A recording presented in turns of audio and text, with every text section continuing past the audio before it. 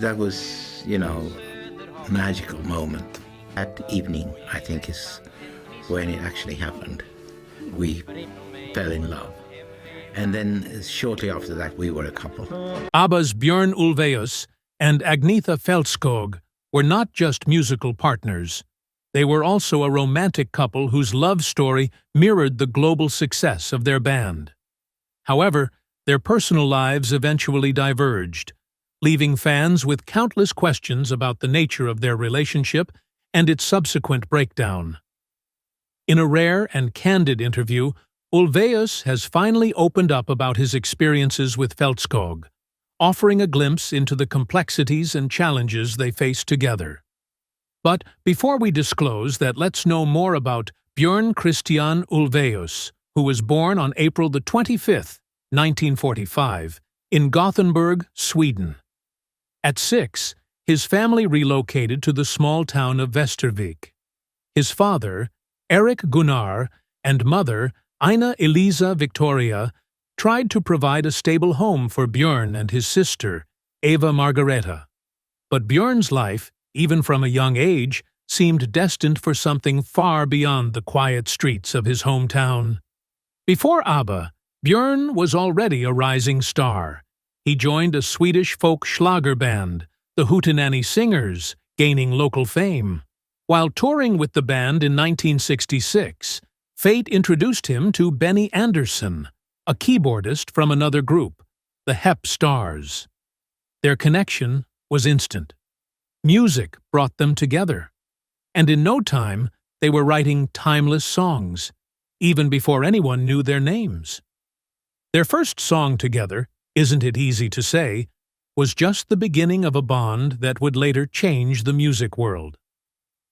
Björn's life took another turn in 1969, when he met Agnetha Fältskog during a television special. It wasn't just a meeting of two performers. It was the start of a love story that would fuel much of ABBA's music.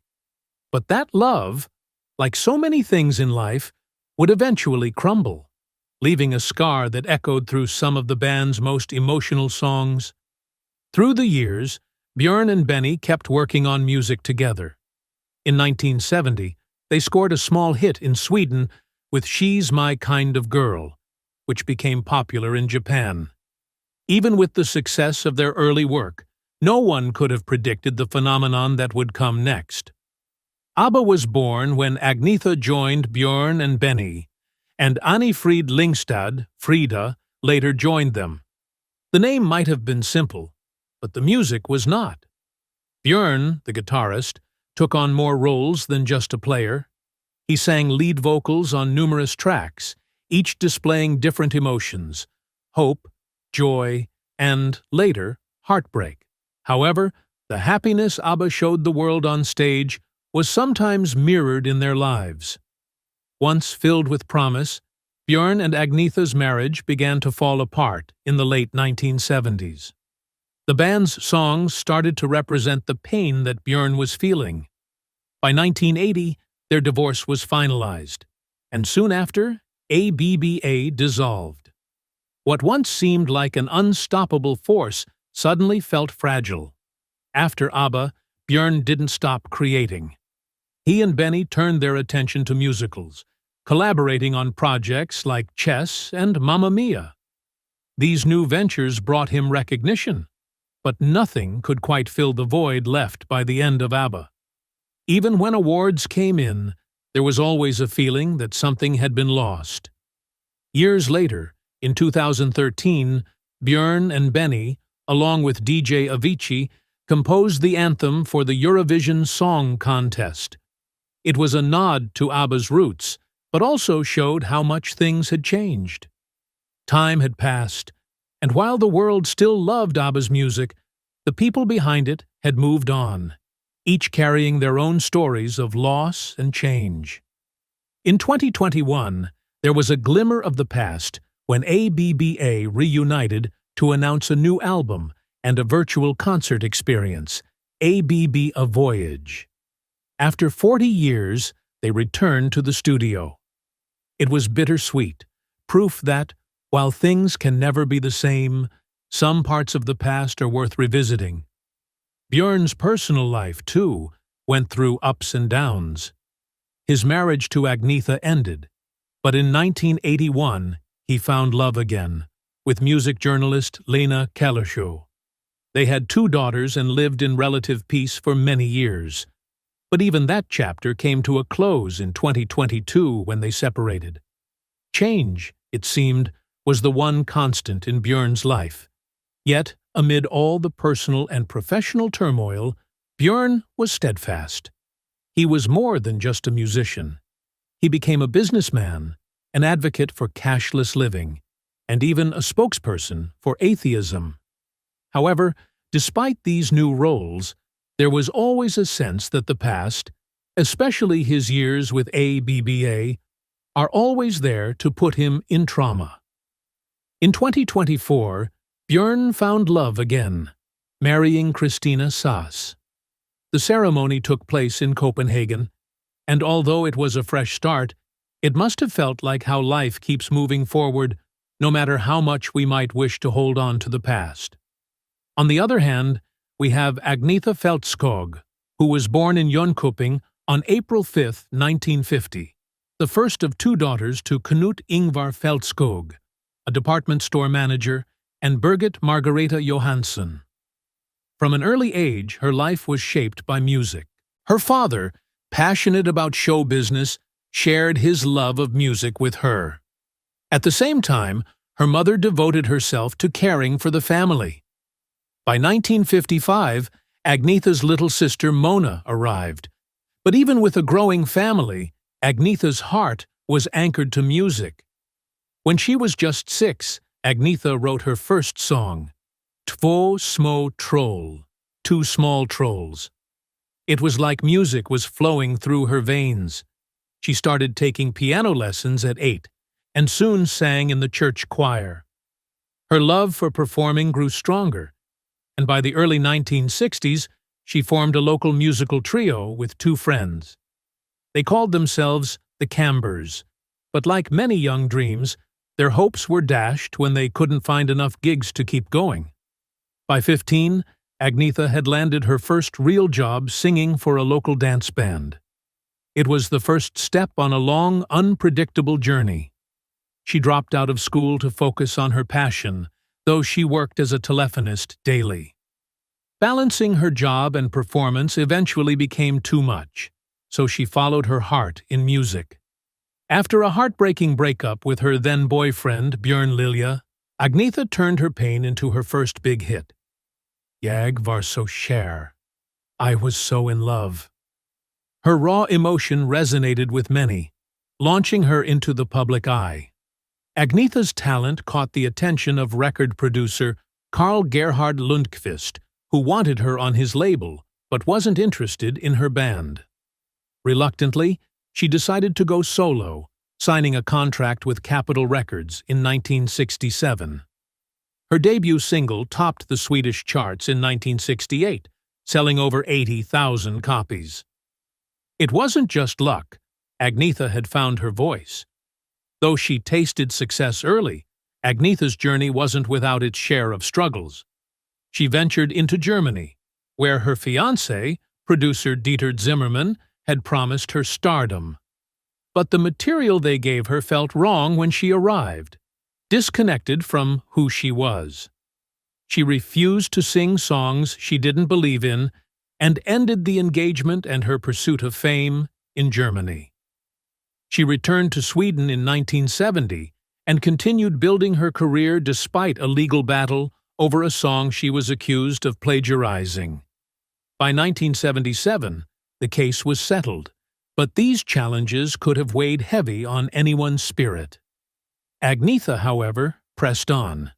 In 1972, she took on a new challenge, stepping onto the stage in the Swedish production of Jesus Christ Superstar. Portraying Mary Magdalene was an opportunity to stretch herself as an artist, showing the depth of her talent beyond the pop world. Then came Björn Ulvaeus. They met in 1968, and soon their relationship blossomed.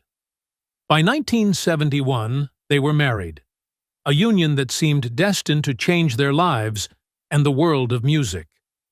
With Annie-Fried Lyngstad and Benny Andersson, ABBA was born, a band that would skyrocket to international fame. But fame came at a cost. The relentless pressures of the music industry began to strain her marriage to Björn.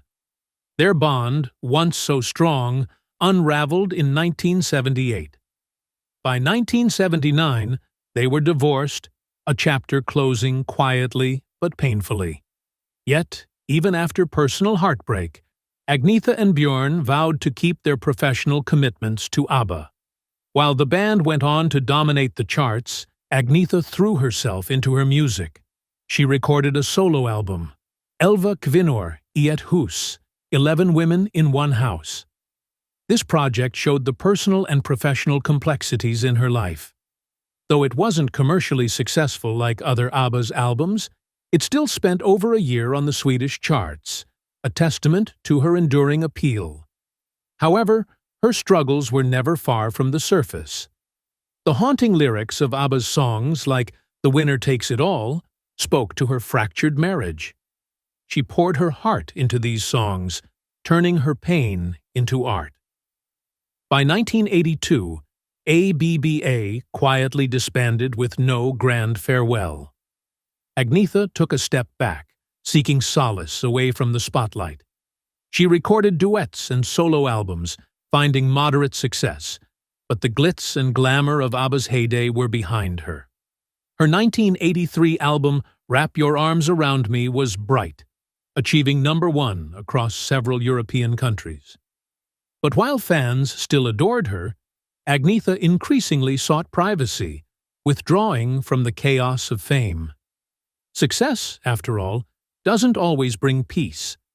Even when she found love again and ventured into new creative projects, like the Swedish movie Raskenstam and collaborations with her children, there was a sense of quiet resignation, a desire to be left in peace.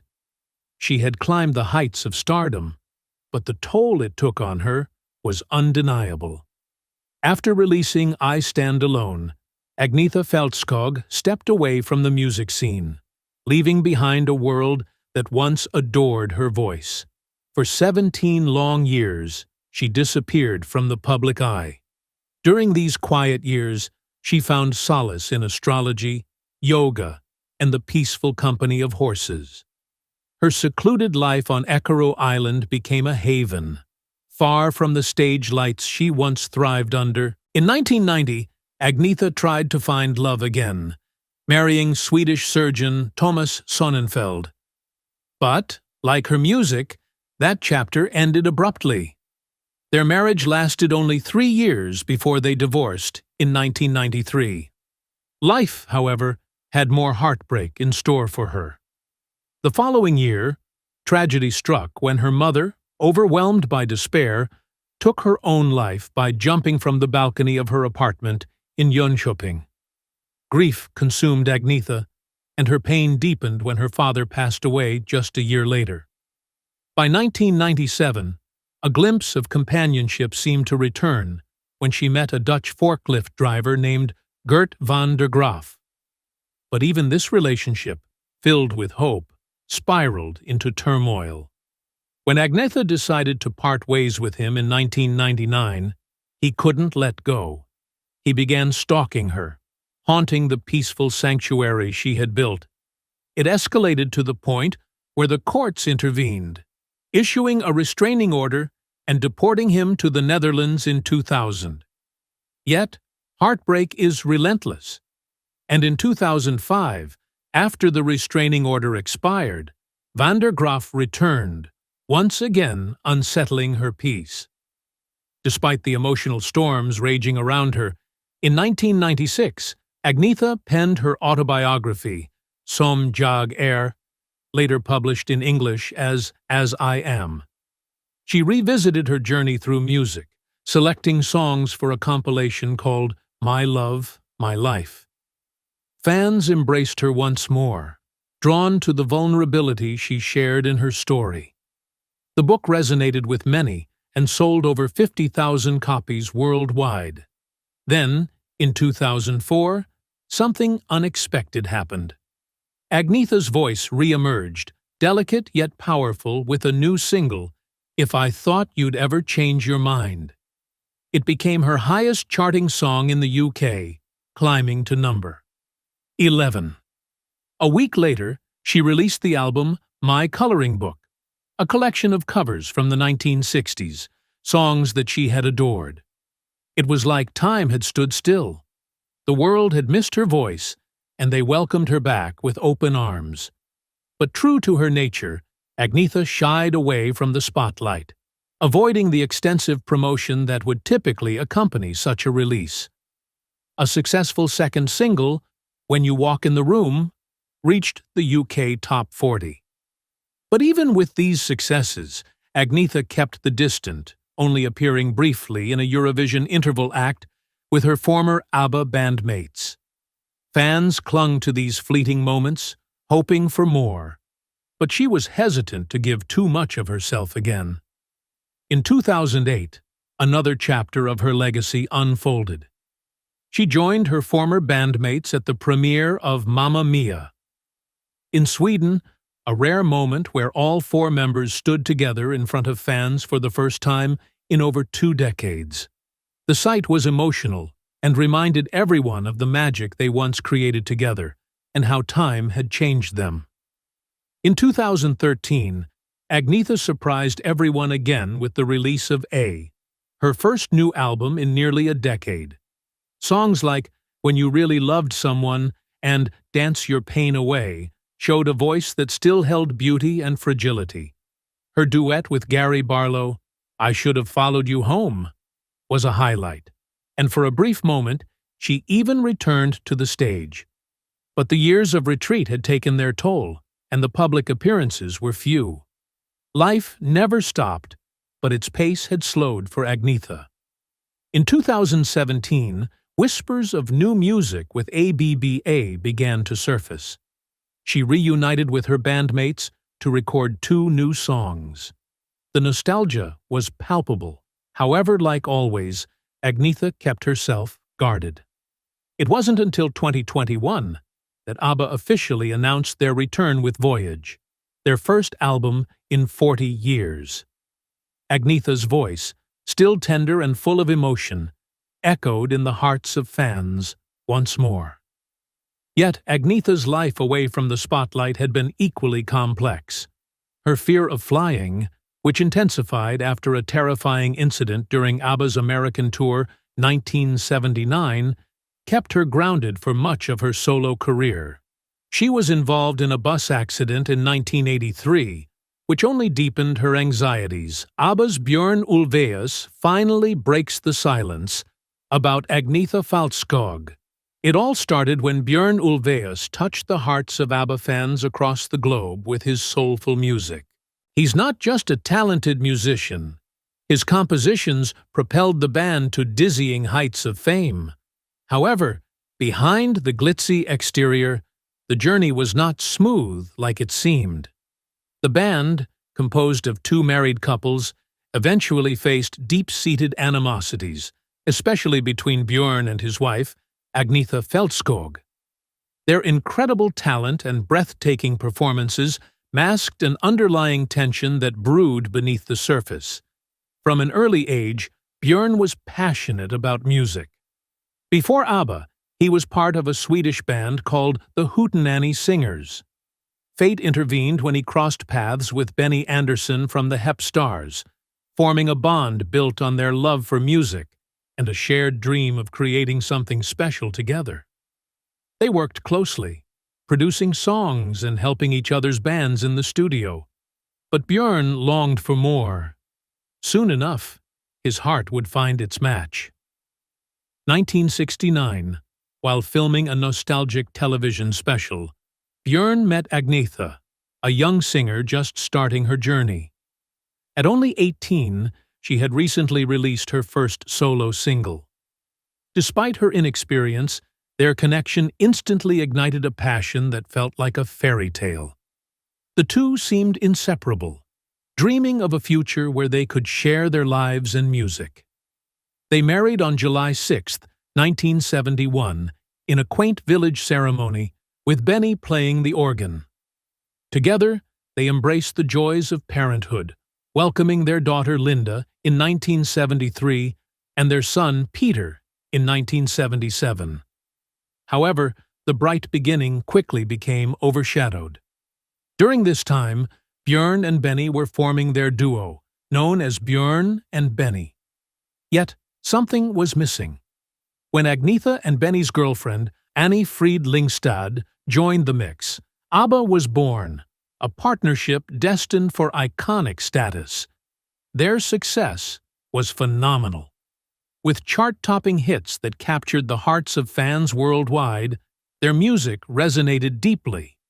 Songs like People Need Love launched them into the spotlight. Still, their victory at the Eurovision Song Contest in 1974 cemented their place in music history. Touring the globe, they basked in the adoration of fans. Yet amid this whirlwind, cracks began to show. Behind closed doors, Björn and Agnetha were struggling. After returning from the Eurovision contest, a poignant moment arose when they found their daughter didn't recognize them. They had been away for nearly a month, and that disconnection cut deep. The band wanted to be there for their kids, but the pressure of fame weighed heavily on their marriage. Agnetha faced nightmares, fearing the fans would take everything away, while Björn tried to be her anchor. Despite his efforts, the relentless expectations took a toll on their relationship. The strain became unbearable when ABBA reached the height of its success in the late 1970s. They separated in early 1979, officially filing for divorce in 1980. While they tried to present a united front, claiming they had a happy divorce, the truth was far more painful.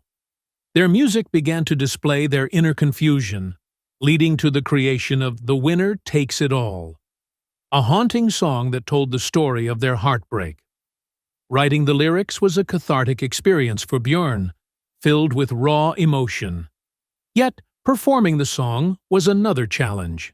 The audience erupted when Agnetha sang, "Tell me, does she kiss like I used to kiss you?" But the line stretched the definitive end of their once beautiful relationship. After their emotional performance in 1981, Björn began a new chapter, marrying again and having 2 more children. This transition deeply hurt Agnetha. In her 1997 book, she reflected on the facade of their happy divorce, admitting that the pain stayed long after the separation. While Agnetha struggled, seeking therapy to cope, Björn masked his pain through music. He later acknowledged the difficulty of divorce, saying there were no winners in their story. The weight of their separation also affected the rest of ABBA because tensions within the band grew. This turmoil ultimately led to their dissolution in 1982 after a decade of remarkable achievements. The once bright flame of ABBA dimmed, leaving only memories of their incredible journey. In recent years, the band reunited to create new music, and a documentary titled ABBA: Against All Odds explored their complex relationships. Though the past is labeled by sadness and heartache, Björn and Agnetha are always there to inspire fans, telling them that sometimes love doesn't last, but the music lives on. Well, what's your favorite ABBA breakup song?